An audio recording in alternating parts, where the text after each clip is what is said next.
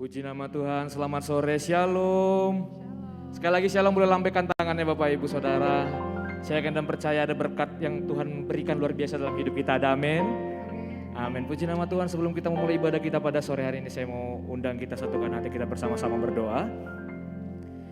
Bapak, terima kasih Tuhan untuk segala kebaikan Tuhan di dalam kehidupan kami sepanjang hari Bapak hingga sampai pada hari ini. Sore hari ini Tuhan tibakan kami tempat ini untuk bersama-sama memuji dan memuliakan nama Tuhan.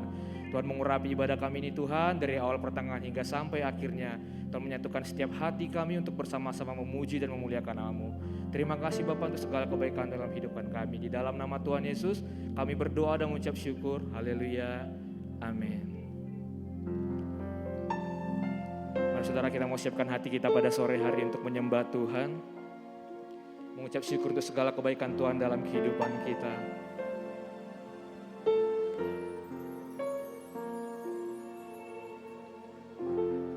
Saat ku menyembah-Mu,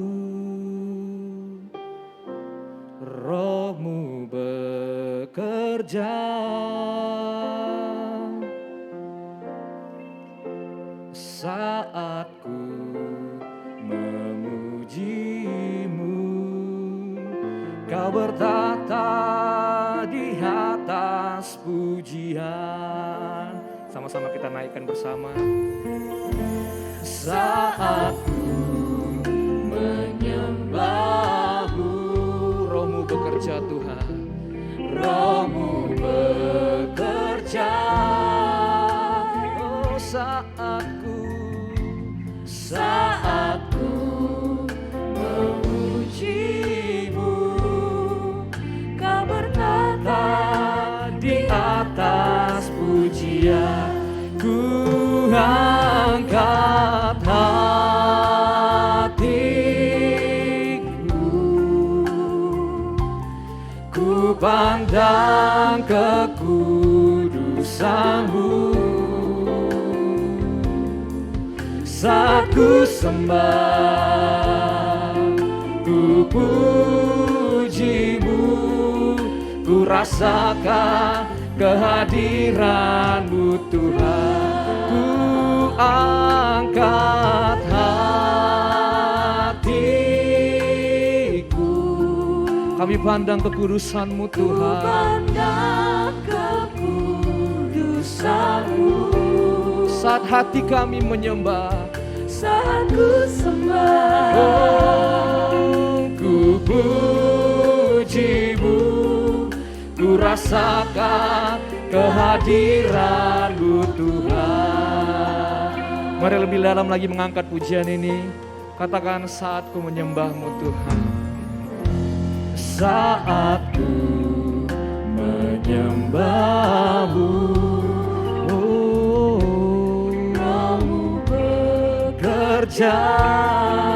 saat hati kami, saat ku memuji-Mu, Kau bertata di atas. Mari angkat tangan kita bersama, katakan, angkat hatiku, ku pandang kekudusan-Mu. Saat ku sembah, ku puji-Mu, ku rasakan kehadiran-Mu Tuhan. Ku angkat hatiku, ku pandang kekudusan-Mu. Saat kami menyembah, oh, ku puji-Mu, ku rasakan kehadiran. Sekali lagi katakan, ku angkat hatiku, ku angkat hatiku. Kami mau pandang kekudusan-Mu Tuhan. Ku pandang kekudusan-Mu. Di saat hati kami menyembah, saat ku sembah, oh, ku puji-Mu,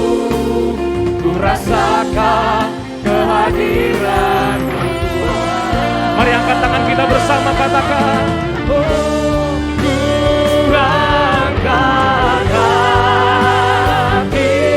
hatiku, oh pandangkan kudusanmu. saat hati menyembah, Saat ku sembah, ku pujimu, ku rasakan kehadiran. sekali lagi katakan, ku angkat hatiku, ku pandang kekudusanmu. di saat hati kami menyembah Tuhan, Saat ku sembah dan kami memujimu, pujimu, ku rasakan kehadiran. saat ku sembahmu, Saat ku sembah, ku pujimu, ku rasakan kehadiran. katakan saat ku sembah, Oh, saat ku sembah, ku pujimu, ku rasakan kehadiran-Mu, Tuhan. Berikan tepuk tangan yang luar biasa buat Tuhan kita. Oh, saat kami menyembah, saat menyembah-Mu, haleluya. Oh, kami pandang kekudusan-Mu Tuhan. Oh, mari angkat suaramu menyembah Tuhan, mengucap syukur untuk segala kebaikan Tuhan dalam kehidupan kita.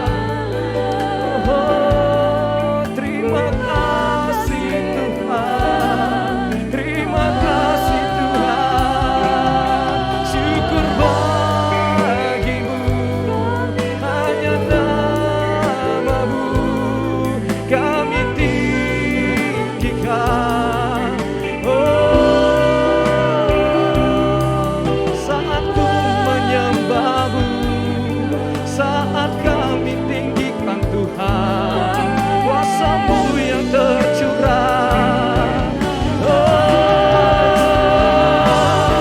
haleluya. Terima kasih Tuhan, syukur bagimu.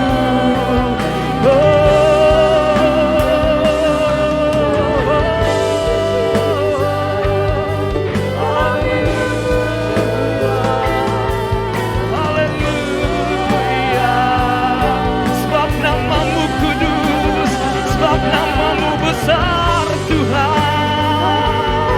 Haleluya, kami menyembah-Mu. Mari angkat tanganmu menyembah Tuhan, mengucap syukur untuk segala kebaikan Tuhan dalam kehidupan. Oh, haleluya. Terima kasih Tuhan, kami mau menyembah-Mu. Oh, haleluya.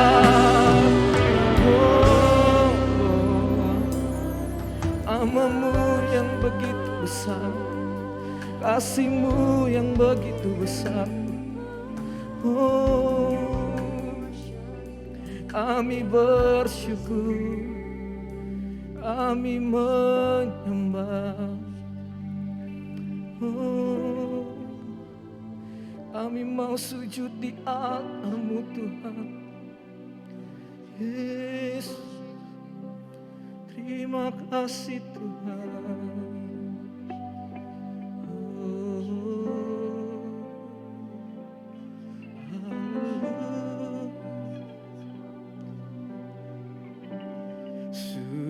Sujud di altarnya,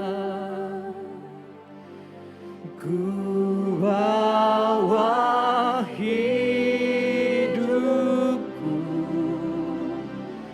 ku terima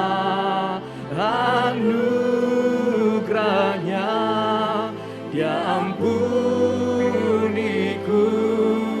dan bebaskanku.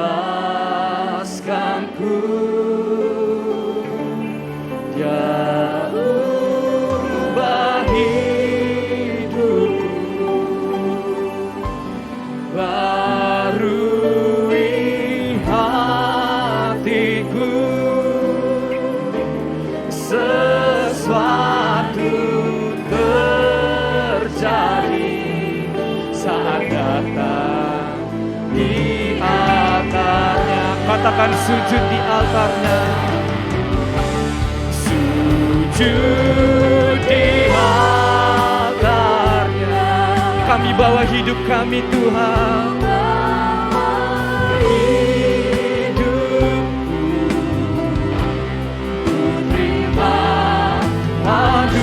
Anugerahnya yang ampuniku dan bebaskanku.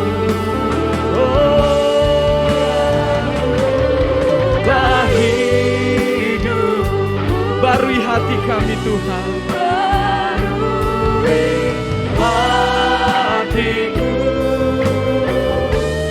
Sesuatu terjadi saat datang di altarnya. Saya undang semua jemaat untuk bangkit berdiri. Sujud di altarnya. Mari angkat tangan kita bersama saudara. Wah, hidupku, Kami terima anugerah-Mu Tuhan. anugerahnya yang ampuniku dan bebaskan. Dia ubah hidupku. Hidup, Barui hati kami Tuhan. barui hatiku. Sesuatu terjadi saat datang di altarnya. Katakan sesuatu terjadi. Sesuatu terjadi. Pemulihan terjadi. Pemulihan terjadi. Mujizat terjadi. Mujizat terjadi saat datang di altarnya.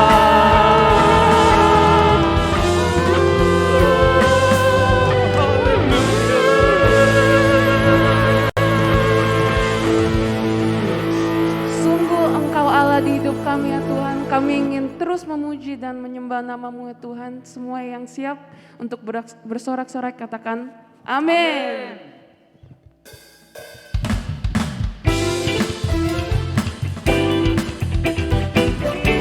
Mari kita nyatakan Dialah sumber kekuatan kita. Amin.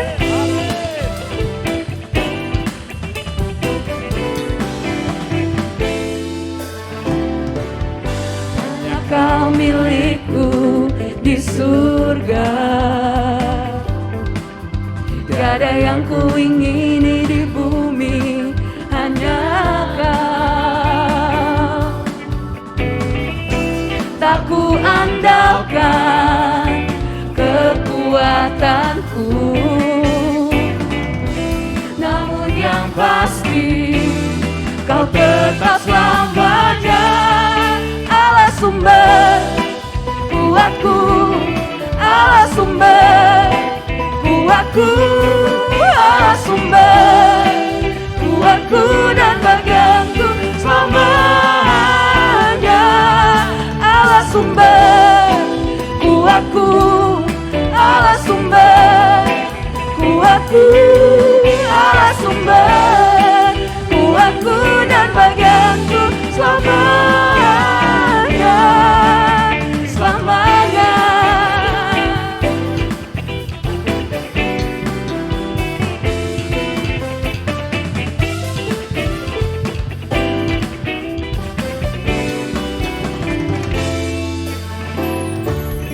Hanya Kau milikku di surga.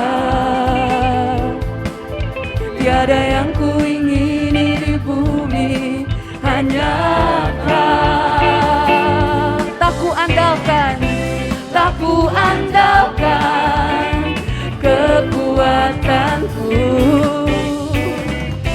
namun yang pasti Kau kekal selamanya. Allah sumber kuatku, Allah sumber kuatku, Allah sumber kuatku dan bagianku selamanya. Allah sumber kuatku, Allah sumber kuatku, Allah sumber kuatku dan bagianku selamanya. Allah sumber kuatku, Allah sumber kuatku, Allah sumber kuatku dan bagianku selamanya. Allah sumber kuatku, Allah sumber kuatku, Allah sumber kuatku dan bagianku selamanya. Selamanya, selamanya, selamanya.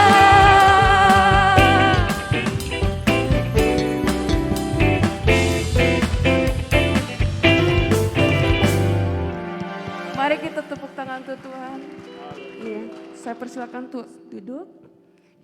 Kami akan mendengar pengumuman dari gereja untuk minggu ini. Shalom jemaat yang dikasihi Tuhan. Kita akan menyaksikan info BBC untuk saat ini. Mengundang para muda-mudi untuk hadir dalam ibadah youth secara onsite setiap hari Sabtu pukul 6 sore bertempat di Chapel BBC. Ibadah tengah minggu spesial onsite kembali diadakan pada hari Kamis tanggal 5 Mei 2022 pukul 7 malam bertempat di Chapel BBC bersama Bapak Gembala kita, Pendeta John Pangabean.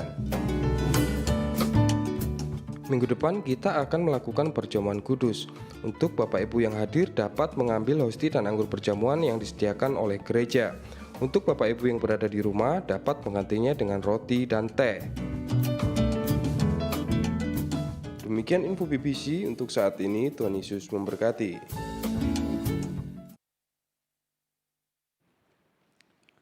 Bapa di surga, kami bersyukur sore hari ini Tuhan.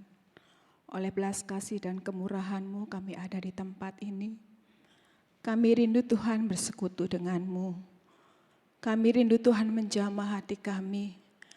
Tuhan berkata sesuatu kepada kami. Kami mau lebih lagi mencintai-Mu Tuhan. Kami mau terus belajar menjadi murid-Mu, mengerti kehendak-Mu dalam kehidupan kami, dan kami mengerjakan setiap bagian yang Kau percayakan dalam hidup kami. Bapa, sore hari ini Tuhan berkati kami, sehingga firman-Mu yang kami akan dengarkan, boleh memberkati kami dan kami pulang, kami merdeka, dan kami tahu apa yang harus kami kerjakan. Bapa, urapi hamba-Mu yang Kau percayakan sore hari ini untuk memberitakan firman-Mu, segala kelemahan, segala kesederhanaan, biar Tuhan menjamah, Tuhan mengubah menjadi alat bagi kemuliaan-Mu Tuhan. Berkati setiap jemaat-Mu yang datang pada sore hari ini, biarlah setiap langkah kaki mereka, upaya mereka untuk sampai di tempat ini Tuhan perhitungkan, dan mereka boleh bertumbuh lebih dan lebih lagi mencintai-Mu Tuhan. Terima kasih Bapa, kami serahkan waktu pemberitaan firman-Mu ke dalam tangan-Mu, bila pengurapan Allah ada atas kami semua. Di dalam nama Tuhan Yesus, kami berdoa dan kami bersyukur, haleluya, amin. Puji Tuhan, shalom Bapak Ibu semuanya, damai sejahtera buat setiap kita yang mengasihi Tuhan. Saya memberikan judul buat renungan kita sore hari ini adalah Dia Sang Pemilik. Bapak Ibu Saudara yang dikasihi Tuhan, sebenarnya kita sudah tahu dan di lubuk hati kita yang terdalam kita tahu bahwa segala sesuatu adalah kepunyaan Tuhan. Bahkan kehidupan kita, bahkan diri kita semua adalah punya Tuhan. Tetapi di dalam praktek kehidupan seringkali kita berlagak seperti kita yang punya kehidupan kita. Kita melakukan segala sesuatu sekehendak hati kita.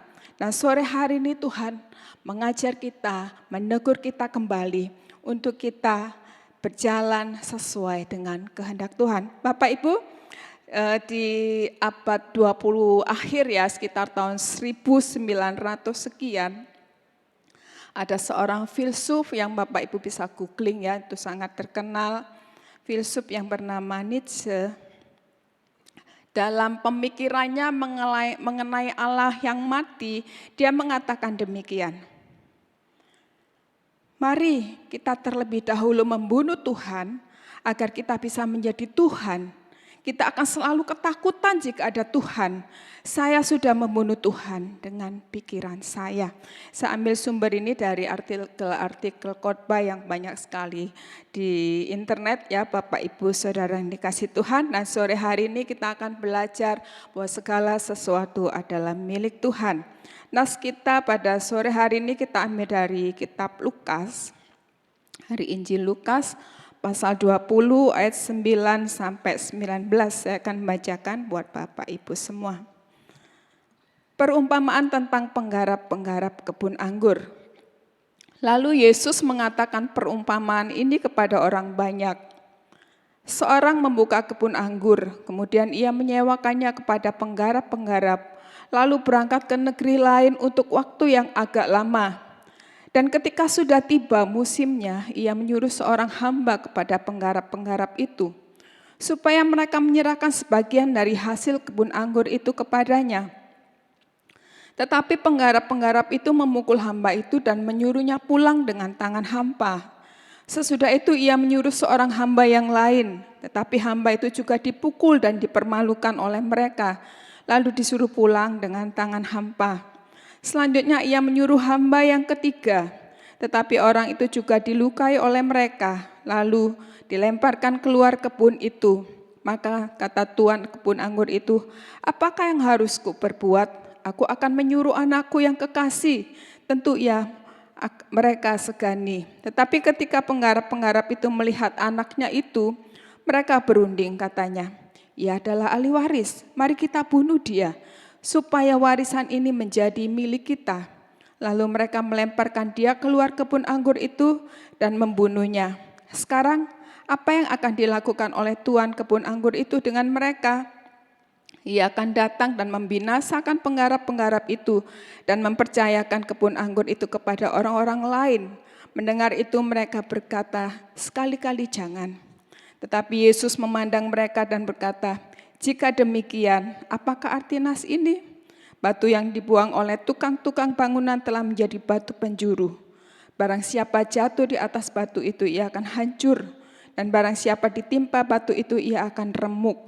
Lalu ahli-ahli Taurat dan imam-imam kepala berusaha menangkap dia pada saat itu juga. Sebab mereka tahu bahwa mereka yang dimaksudkannya dengan perumpamaan itu. Tetapi mereka takut kepada orang banyak. Saya akan mengulangi bagian dalam ayat pasal 20 ayat 19, dikatakan sebab mereka tahu bahwa mereka lah yang dimaksudkannya dengan perumpamaan itu. Bapak, Ibu, Saudara yang dikasihi Tuhan, di dalam teks yang kita baca pada saat ini disebutkan ada beberapa tokoh ya yang tadi kita sudah baca, ada tuan, ada penggarap-penggarap, ada juga hamba atau utusan-utusan, dan juga anak. Kebun anggur ini di dalam kitab Yesaya pasal 5 ayat 1 adalah gambaran tentang umat Israel. Kalau Bapak Ibu punya Alkitab fisik, di bawahnya seperti ada catatan kaki, diterangkan ya di sana ayat-ayat paralel di sana yang dimana waktu kita baca kita bisa lihat latar belakangnya dari apa yang ditunjukkan di bagian bawah. Di sini Bapak Ibu penggarap-penggarap itu bukan buruh ya, mereka bukan yang bagian tanam-tanam, yang bagian panen-panen, bukan. Penggarap di sini adalah seperti manajer, di mana mereka punya tugas untuk memanage apa saja yang harus mereka pikirkan untuk hasil-hasil yang baik. Tetapi sesuai dengan visi daripada yang Sang Tuhan ya Bapak Ibu sekalian. Jadi penggarap-penggarap ini mempunyai kuasa di mana mereka punya tanggung jawab untuk mempersembahkan yang terbaik buat tuannya. Mereka harus mengatur bagaimana cara memanen, bagaimana cara menanam, kapan, di mana, dan sebagainya. Intinya mereka punya kuasa untuk mengatur ya Bapak Ibu Saudara yang kasih Tuhan. Kemudian Bapak Ibu di mana jadi penggarap ini punya tanggung jawab ya kepada Sang Tuhan untuk mendapatkan hasil yang terbaik. Tetapi dengan berjalannya waktu, penggarap ini mulai tamak. Di mana dikatakan dalam perumpamaan ini mereka tidak menyerahkan hasil yang seharusnya mereka persembahkan kepada Sang Tuhan. Dan tidak menjalankan aturan seperti visi daripada Sang Tuhan. Mereka berbuat sekehendak hati mereka sendiri. Melihat hal itu, Sang Tuhan ini mengirim hamba atau utusan-utusan untuk memperingatkan mereka. Untuk memperingatkan fungsi mereka. Untuk memperingatkan hasil yang harus mereka kirimkan, yang harus mereka setorkan kepada Sang Tuhan. Tetapi penggarap-penggarap ini curang, mereka membunuh, mereka menganiaya utusan-utusan. Sehingga tadi dikatakan Tuhan ini mengirimkan utusan, kemudian utusan itu dianiaya, dipukul, dan dibuang. Terus mereka disuruh pergi tanpa hasil, tanpa membawa apa-apa. Kemudian yang kedua pun demikian. Mereka harus pulang dengan babak belur karena dianiaya oleh sang penggarap-penggarap. Demikian juga yang ketiga, Bapak Ibu Saudara yang kasih Tuhan. Kemudian Sang Tuhan ini mengirimkan anaknya, supaya paling enggak mereka segan dan hormat kepada sang anak. Tetapi nyatanya ya Bapak Ibu Saudara yang kasih Tuhan, penggarap-penggarap ini justru membunuh anak dari Sang Tuhan. Dia memfitnah, dia mungkin juga memukuli dan membunuh, kemudian membuang anak daripada Sang Tuhan. Bapak Ibu Saudara yang kasih Tuhan, tadi saya tekankan ulangi lagi di bagian ayat yang 19 mengatakan bahwa di antara orang banyak itu ada imam-imam dan ahli-ahli Taurat, dan mereka dikatakan mereka mengerti bahwa mereka lah yang dimaksudkan dengan perumpamaan itu. Sehingga waktu mereka mendengar perumpamaan itu, mereka menjadi begitu marah. Karena mereka tahu mereka lah yang dimaksudkan dalam perumpamaan itu. Bapak Ibu, kita kembali kepada abad pertama di mana waktu itu Tuhan Yesus berbicara kepada orang banyak. Yang mana dalam orang banyak itu ada juga pemimpin-pemimpin agama. Tadi dikatakan imam-imam kepala, ahli Taurat, orang-orang Farisi mungkin juga tercakup di dalamnya. Dan mereka bersama-sama ada di situ. Orang-orang ini, orang-orang yang Tuhan utus seharusnya, penggarap-penggarap yang seharusnya mengerjakan kehendak Tuhan, tetapi mereka berlaku curang, mereka tidak menjalankan apa yang menjadi visi Tuhan, mereka berbuat seperti kehendak mereka sendiri. Bapak Ibu Saudara yang kasih Tuhan, di Yerusalem ya, di pelataran Bait Allah, itu banyak sekali imam-imam yang bertugas di sana. Mungkin mereka adalah orang-orang yang tanda kutip ya, seperti menang tender begitu ya. Sehingga waktu hari-hari perayaan-perayaan tertentu, imam-imam ini yang ada di depan. Dan Bapak Ibu akan pasti ingat ya dalam Yohanes pasal 2, juga dalam Lukas pasal yang ke-19, dikatakan bahwa Tuhan Yesus menjungkir balikkan meja-meja penukar uang. Juga orang-orang yang berjualan burung merpati. Kenapa Tuhan Yesus begitu marah? Karena Bapak Ibu yang kasih Tuhan, imam-imam ini yang seharusnya menjadi teladan, yang seharusnya mengarahkan umat untuk taat kepada Tuhan, untuk datang beribadah dengan sungguh. Tetapi justru mereka ini adalah penghalang. Kenapa demikian? Ya Bapak Ibu yang kasih Tuhan, di pelataran Bait Allah itu ada money changer ya, kalau kita bisa katakan dengan bahasa sekarang. Juga ada penjual-penjual burung merpati, tidak jauh dari situ juga ada penjual-penjual kambing domba, yang mana waktu mereka jemaat ya, mereka orang-orang Israel ini akan datang ke bait Allah, mereka bisa membawa korban. Tetapi saat mereka menenteng korban dari rumah mereka, dari kampung mereka, banyak kali semua itu tidak memenuhi standar untuk bisa dipersembahkan ke bait Allah. Akhirnya mereka harus beli, dan beli di pelataran itu yang harganya berlipat-lipat kali ganda. Juga mereka tidak bisa membawa mata uang dari kampung mereka ya, karena mereka terpencar ya, orang-orang Israel waktu pembuangan, waktu hari-hari raya pasti mereka datang untuk beribadah di bait Allah. Tetapi saat mereka akan beribadah, mereka mengalami banyak kesulitan. Salah satunya mereka harus memakai mata uang yang berlaku di situ. Dan akhirnya mereka harus tukar dengan harga yang begitu berlipat-lipat kali ganda. Tugas imam ini cuma mementingkan dirinya sendiri. Mereka memperkaya diri sendiri. Mereka lupa bahwa mereka adalah penggarap-penggarap yang harus melakukan apa yang menjadi visi Tuhan. Mereka harus mendorong umat untuk taat kepada Tuhan, untuk dekat kepada Tuhan, tetapi mereka melenceng daripada Tuhan.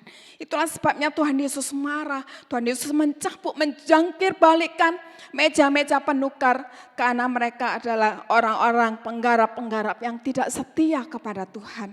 Mereka menuruti keinginan mereka sendiri, mereka memperkaya diri mereka sendiri. Bapak, Ibu, Saudara yang kasih Tuhan, demikian juga dengan nenek moyang mereka jika kita melihat di dalam perjanjian lama. Kita lihat nabi-nabi Tuhan yang berbicara atas nama kebenaran, mereka berakhir di penjara. Kita lihat Mika, dia dimasukkan ke dalam sumur. Yeremia, mereka semua dianiaya. Sementara nabi-nabi palsu yang berkhotbah dengan palsu, berkhotbah tidak benar, mereka menyuarakan damai sejahtera, kebahagiaan, padahal tidak seperti itu. Tapi saat hamba-hamba yang membicarakan kebenaran ini, mereka justru dianiaya, mereka justru dibuang dan dibunuh.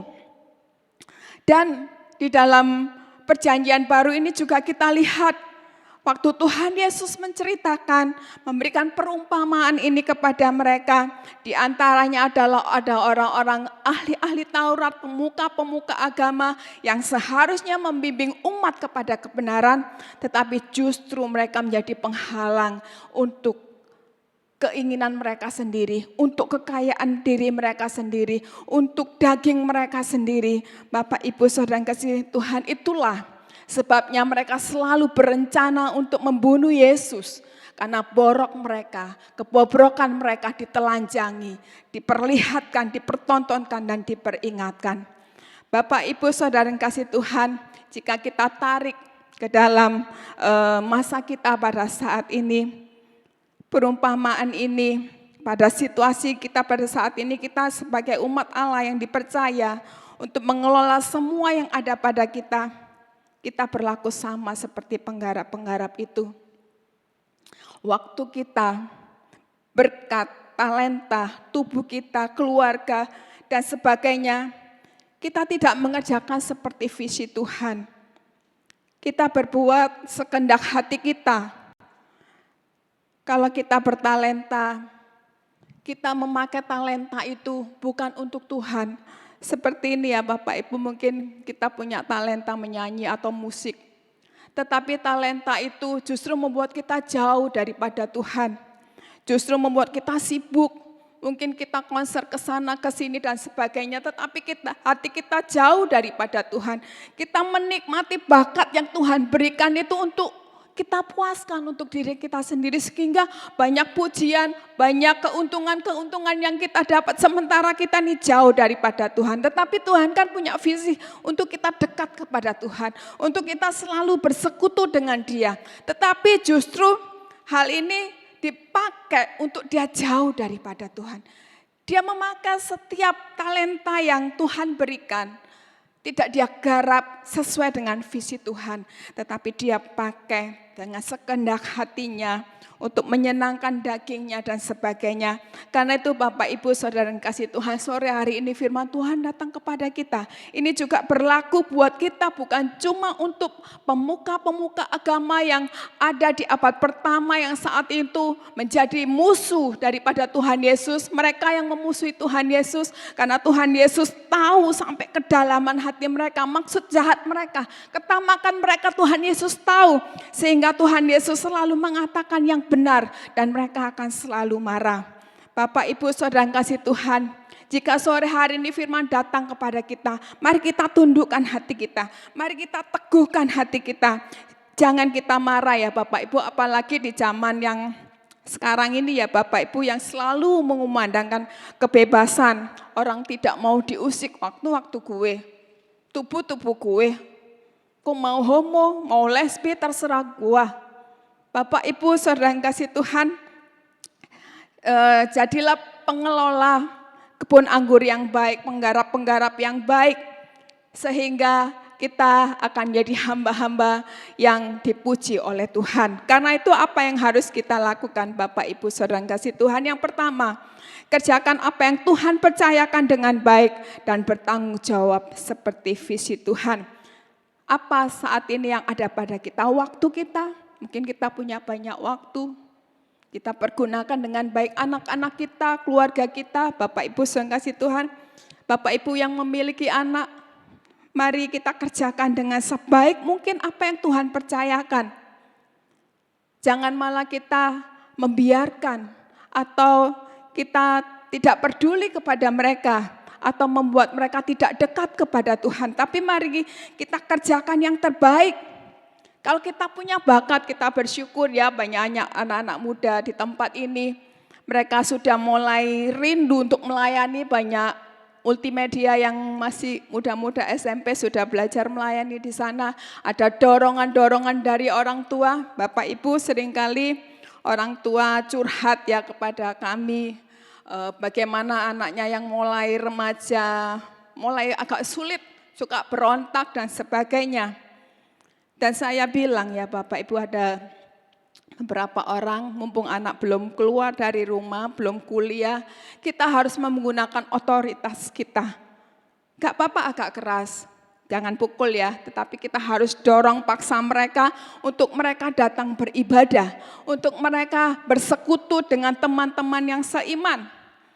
Sehingga ya walaupun sepertinya agaknya terlambat, tetapi mereka akan melihat temannya punya persekutuan yang manis dengan orang-orang seiman mereka, lama-lama akan tahu dan mereka akan terhindar dari hal-hal yang seperti menyendiri ya Bapak Ibu. Kebanyakan mereka yang curhat, anaknya sering cuma ada di kamar dan mereka hanya punya gadget sebagai temannya dan mereka tidak mau bersosial.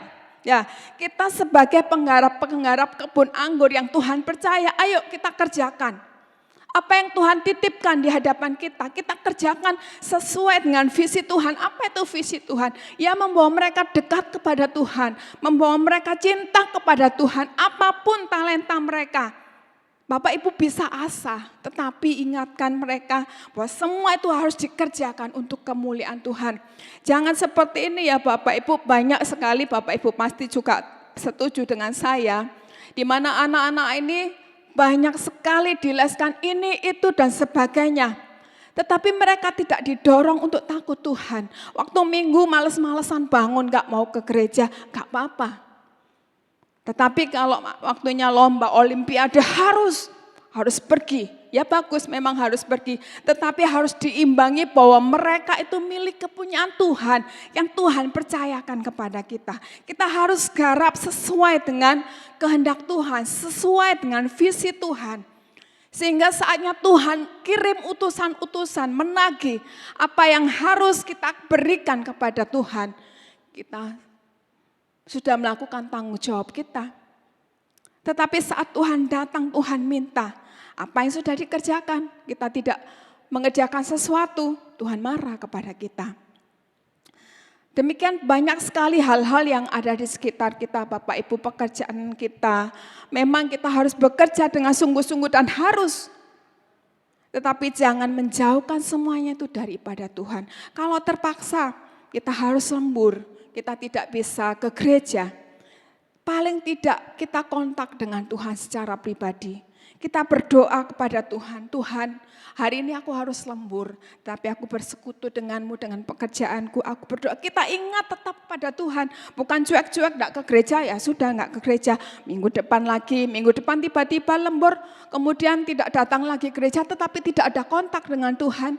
Bapak Ibu, biarlah kita menjadi pekerja-pekerja yang bertanggung jawab, memanage semua yang Tuhan titipkan kepada kita sesuai dengan visi Tuhan. Apapun itu, Bapak Ibu sering kasih Tuhan, biar kita senantiasa takut kepada Tuhan. Yang kedua, Bapak Ibu, biar kita kembalikan hasilnya untuk Tuhan. Apapun itu, mungkin kuasa kita, jabatan kita, berkat, talenta, waktu, pikiran-pikiran kita yang terbaik, kita mau berikan kepada Tuhan. Kita mau hidup dekat kepada Tuhan. Segala sesuatu, kekayaan kita, berkat kita, jika itu menjauhkan kita daripada Tuhan, kita harus dengar apa yang Tuhan katakan sore hari ini. Semua miliknya Tuhan. Kerjakan sesuai dengan potensi yang Tuhan berikan, dengan penuh tanggung jawab kepada Tuhan. Dan kita harus mengawasi. Jika segala sesuatu itu menjauhkan kita daripada Tuhan, berarti kita penggarap-penggarap yang tamak. Penggarap-penggarap yang mau mengambil tahtanya Tuhan, mengambil hasilnya Tuhan untuk kita pakai dengan keinginan kita sendiri. Bapak Ibu serang kasih Tuhan, kita semua orang-orang yang terkasih di dalam Tuhan.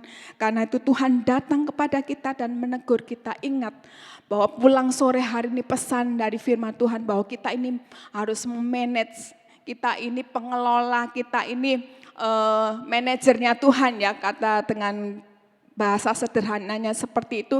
Kita harus memanage semua yang Tuhan berikan kepada kita, anak-anak kita, pekerjaan kita, suami kita, istri kita, rumah kita dan sebagainya. Bahkan saat ini handphone kita, Bapak Ibu mengasihi Tuhan ya. Jika handphone ini membawa kita jauh daripada Tuhan, waktunya mesbah keluarga. Bentar, masih harus balas ini SMS ini penting banget ini, WA-nya penting banget. Bapak Ibu kalau memang sangat urgent silakan, tetapi jangan itu setiap saat, jangan itu setiap waktu. Adik-adik kecil ya, ingat ya, kalian adalah kebun anggurnya Tuhan. Handphone kalian kalau menjauhkan kalian dari Tuhan, awas, warning, tanda serunya kenceng-kenceng warna merah. Jadi taruh dulu, ikuti papa mama ibadah. Malam tidur, jangan tidur larut-larut karena handphone masih ini itu dan sebagainya. Ingat, kita ini miliknya Tuhan, kita ini pengelolanya Tuhan, kita harus bertanggung jawab memberi yang terbaik buat Tuhan. Ya tidak bisa dijabarkan satu persatu, karena nanti gak pulang-pulang ya Bapak Ibu yang dikasih Tuhan. Ingat, jangan justru segala sesuatu yang Tuhan titipkan itu menjauhkan kita daripada Tuhan. Tetapi alangkah indahnya setiap berkat yang Tuhan berikan, setiap talenta, keluarga yang diberikan oleh Tuhan sama-sama mendekatkan kita kepada Tuhan. Sukacita dan damai sejahteralah karena kita belajar takut kepada Tuhan. Yang ketiga Bapak Ibu yang kasih Tuhan, mengenai upah, Dia sudah rancangkan yang terbaik. Percayakan kepada Tuhan, dan terus kerjakan yang Tuhan titipkan kepada kita, maka kita akan sungguh-sungguh menjadi orang-orang yang menjalankan tugas kita, menjadi pengelola-pengelola yang baik, menjadi penggarap-penggarap kebun anggur yang bertanggung jawab, di mana kita menyelesaikan bagian kita dan Tuhan akan memberkati kita sesuai dengan kehendak hatinya. Ingat ya Bapak Ibu Saudara yang dikasih Tuhan, jadilah penggarap-penggarap yang bertanggung jawab. Dia sudah mati, Dia mengasihi kita begitu rupa. Bahkan Dia tidak menyayangkan nyawanya, Dia berada di titik nadir yang paling rendah. Bapak Ibu, saya mencatat dan dalam tulisan saya tadi ini tiba-tiba connect aja ya, saya tidak sempat melihat lagi. Saya menulis bahwa Tuhan Yesus paling sedikit ada 3 hal yang posisi Dia di dalam titik yang terendah. Yang pertama, secara fisik Ya, dia begitu hancur, ya Bapak Ibu lihat dia begitu babak belur, dia dipermalukan secara mental, dia ditelanjangi dan sebagainya. Secara spiritual dia terbuang dari hadapan Tuhan. Dia berada di titik yang begitu rendah, merasakan kesakitan fisik yang begitu parah, yang begitu rupa, mengalami tekanan mental yang begitu kejam. Dan dia terbuang dari hadapan Bapa karena kasihnya yang begitu mulia, yang begitu rupa kepada kita. Karena itu biarlah kita sebagai penggarap-penggarap kebun anggur, kita bertanggung jawab. Kita mengerjakan yang terbaik dan kita tidak mengambil hak Tuhan, tetapi kita mempersembahkan hasil yang terbaik di hadapan Tuhan. Amin. Bapak Ibu saudara kasih Tuhan.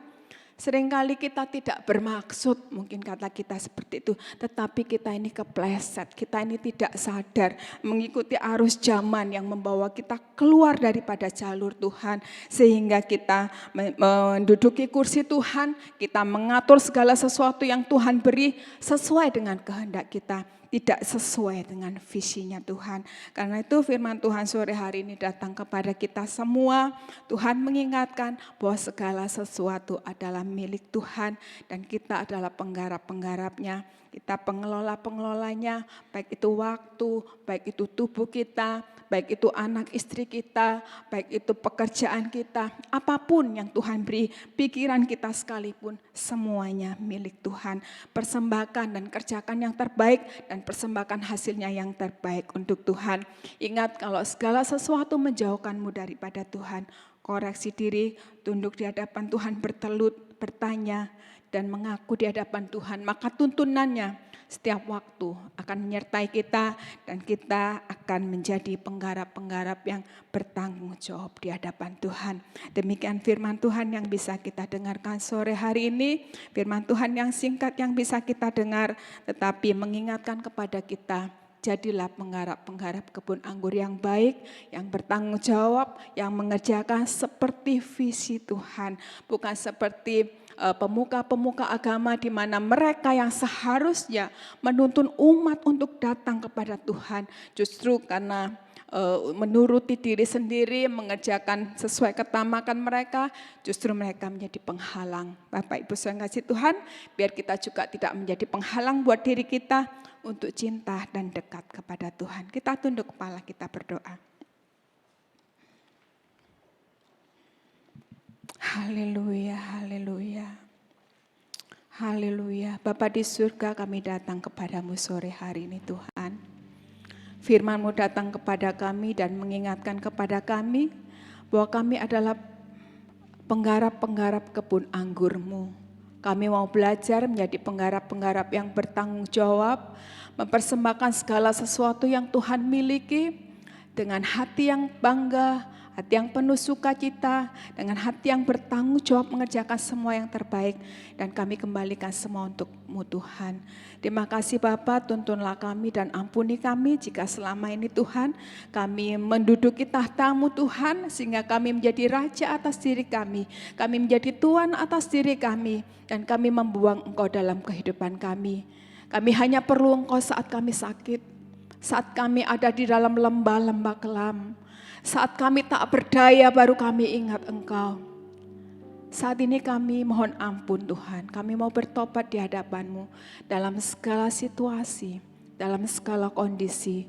Kami mau percaya kepada Tuhan, kami mau cinta kepada Tuhan, dan kami mau menggarap semua yang terbaik seperti visi-Mu Tuhan yang mendekatkan kehidupan kami kepadamu. Terima kasih, kami bersyukur.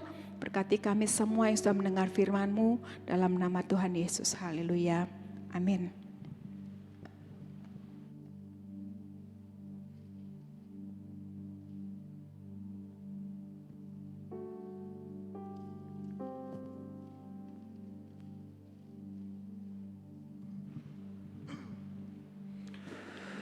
Baik Bapak Ibu, sebelum kita mengakhiri ibadah kita pada sore hari ini ada tambahan pengumuman, ada berita duka cita. Telah dipanggil ke rumah Bapa di surga almarhum Ibu Sri Indayati dalam usianya yang ke-71 tahun. Mama atau ibu dari Bapak Agus Setiawan, jemaat kita, juga ibu mertua dari Ibu Jenny salah satu guru sekolah minggu kita yang setia, Bapak Ibu ya, meninggal pada tanggal 20 April 2022. Kiranya penghiburan dan kekuatan dari Allah selalu menyertai keluarga yang ditinggalkan. Tuhan Yesus memberkati. Kita akan mengakhiri ibadah kita pada sore hari ini. Saya undang bangkit berdiri bersama-sama. Kita naikkan sebuah pujian. Bagimu pujian, hormat kemuliaan, kaulah kebanggaan di dalam hidupku. Janjimu bersinar, buktikan kau besar. Tiada yang sepertimu Yesus Tuhanku. Bagimu pujian, Bagimu pujian, hormat kemuliaan, kaulah kebanggaan di dalam hidupku. Janjimu bersinar, buktikan kau besar. Tiada yang sepertimu Yesus. tiada Yang sepertimu Yesus Tuhan. tiada Yang sepertimu Yesus Tuhanku.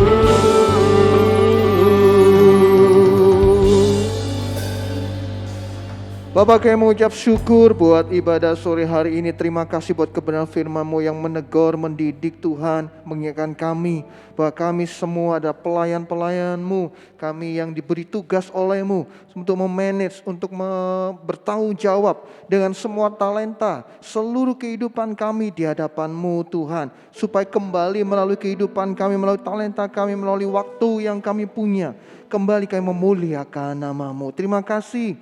Berkati hamba-Mu Ibu Reti yang sudah menyampaikan firman pada sore hari ini. Berkati hamba-Mu ini, pakai lebih lagi, urapi, pakai lebih lagi kemuliaan nama Tuhan dalam pemberitaan-pemberitaan firman yang dilakukannya. Berkati keluarganya Tuhan, juga berkati suaminya Pak John Panggabean sebagai gembala tempat ini Tuhan. Dimanapun hamba-Mu ini berada Tuhan, memberkati pelayanannya, berkati kesehatannya. Kemanapun hamba-Mu ini pergi, kiranya urapan-Mu, kuasa menyertai hamba-Mu ini Tuhan, sehingga ketika hamba-Mu menyampaikan firman, banyak jiwa-jiwa datang kepada Tuhan. Kami berdoa Tuhan memberkati setiap hamba-hamba pelayan-pelayan-Mu yang melayani sore hari ini. Ibadah ini bisa berjalan dengan baik karena ada hamba-hamba Tuhan, orang-orang yang menyerahkan hidup dan talentanya untuk melayani Tuhan. Berkati worship leader, para singer, pemain musik, para usher, para tim multimedia Tuhan. Semuanya kami serahkan di dalam tangan Tuhan. Kami berdoa pada umat-Mu, jemaat yang hadir pada sore hari ini. Mungkin kami datang dengan pergumulan kami masing-masing Tuhan. Kami datang karena kami tahu, kami percaya Allah yang kami sembah, Allah yang mengasihi setiap kami, Allah yang akan memberikan jalan keluar, memberikan penghiburan, memberikan kekuatan, karena Engkaulah pengharapan dalam hidup kami. Terima kasih Tuhan. Kami berdoa, mau berdoa, Engkau yang menjamah setiap umat-Mu, apapun pergumulan permasalahan mereka Tuhan, Engkau hadir dan menyertai mereka. Terima kasih Bapa. Dan sebelum kami pulang, kami menerima berkat daripada Engkau. Bapak Ibu, mari angkat kedua tangan kita, angkat wajahmu ke surga. Bapak Ibu sekalian Tuhan, kita sudah mendengar firman Tuhan. Karena itu pulanglah, renungkan dan lakukanlah dalam hidupmu. Dan terimalah segala berkat daripada Allah Bapa, kasih setia dari Tuhan Yesus, serta kuasa daripada Roh Kudus yang akan menyertai kita, memberkati, menopang, menghibur kita. Membuat apapun yang kita kerjakan, Tuhan memberkati, jadikannya berhasil. Terimalah segala berkat ini, mulai sore hari ini sampai Maranatha, bahkan sampai selama-lamanya, di dalam nama Tuhan Yesus Kristus. Yang percaya diberkati Tuhan bersama kita katakan amin. Tuhan Yesus memberkati. Selamat hari Minggu.